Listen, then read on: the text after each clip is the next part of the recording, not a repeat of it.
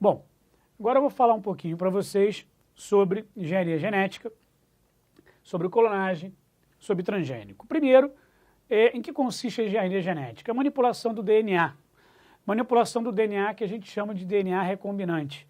É o DNA que você está introduzindo em outro segmento, o gene que você está introduzindo em outros segmentos de DNA, que você está colocando dentro de outro indivíduo, que você está cortando, que você está ligando. Esse DNA que você está manipulando, que a gente chama de DNA recombinante. Nesse caso aqui, da clonagem, primeiro eu queria chamar a atenção, queria lembrar da clonagem natural. Né? O que é a clonagem natural? No caso da mitose, você tem uma clonagem natural.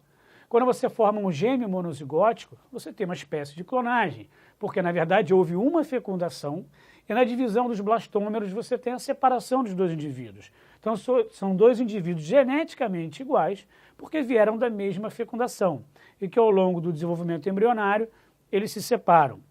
A diferença que você vai ter, por exemplo, em gêmeo monozigótico é a impressão digital. A impressão digital é diferente porque é formado no ambiente uterino. No caso da mitose, por exemplo, de seres unicelulares, a reprodução assexuada é uma espécie de clonagem, só que é uma clonagem natural. A gente chama de clonagem natural porque, na verdade, é feito por um processo natural de desenvolvimento e de divisão do indivíduo. Nesse caso aqui, a clonagem que a gente está acostumado a falar, a clonagem que é feita em laboratório, ela pode ter o objetivo de formar um tecido, ela pode ter o objetivo de formar um indivíduo.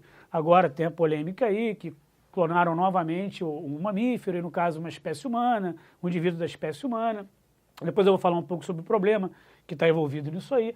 Agora, a clonagem, eu posso formar um tecido, eu posso formar outra célula, eu posso formar um tecido, eu posso formar um indivíduo. Por exemplo, hoje em dia já se produz pele humana.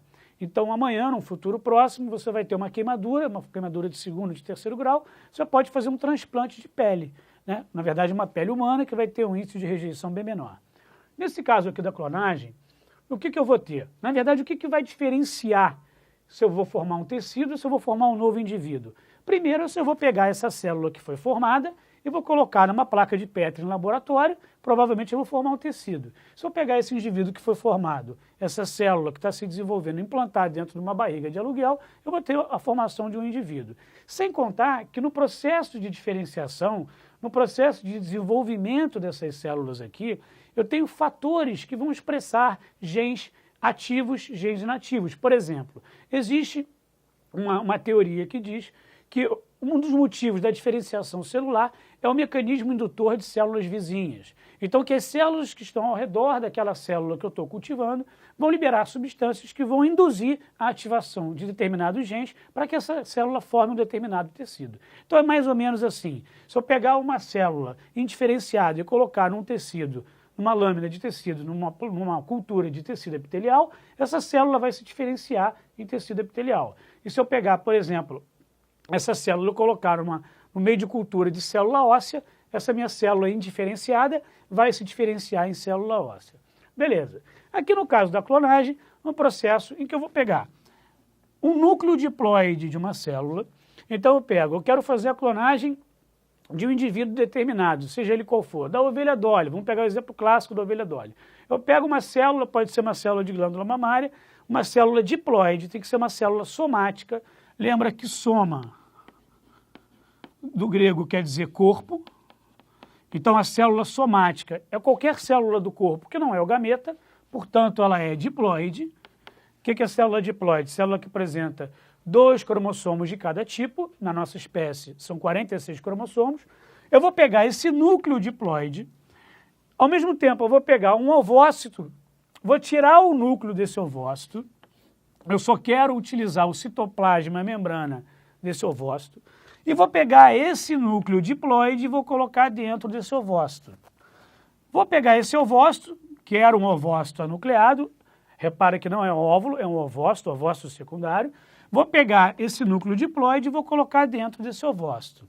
Vou pegar esse ovócito agora e vou colocar ele, por exemplo, numa barriga de aluguel, no útero, para que ocorra lá a anidação, o desenvolvimento, no caso de um mamífero, da placenta, e vou estimular essa célula a dividir, com choque, por exemplo, descarga elétrica. Essa célula começa a se dividir. Repara que o ovócito aqui ele é amarelo, você tem a barriga de aluguel e o núcleo aqui está em branco. As células que serão formadas estarão carregando característica genética de quem herdou o núcleo, de quem ofereceu o núcleo, no caso dessa primeira célula aqui.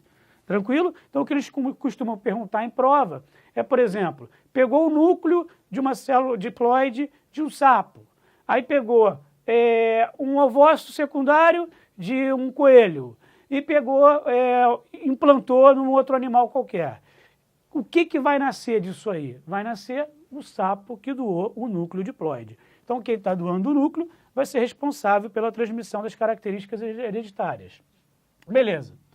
No caso do transgênico, eu tenho, o termo já está dizendo, transgênico é eu passar o gene de uma espécie para outra espécie.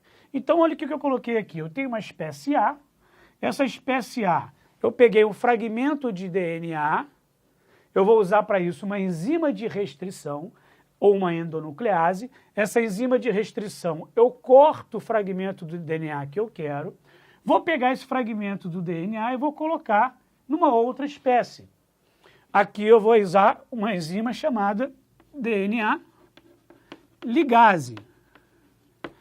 E aqui, esse asterístico, é uma enzima de restrição, ou uma endonuclease. Então, a enzima de restrição, eu corto o fragmento do DNA que eu quero, o gene, vou pegar e vou transferir esse gene para outra espécie.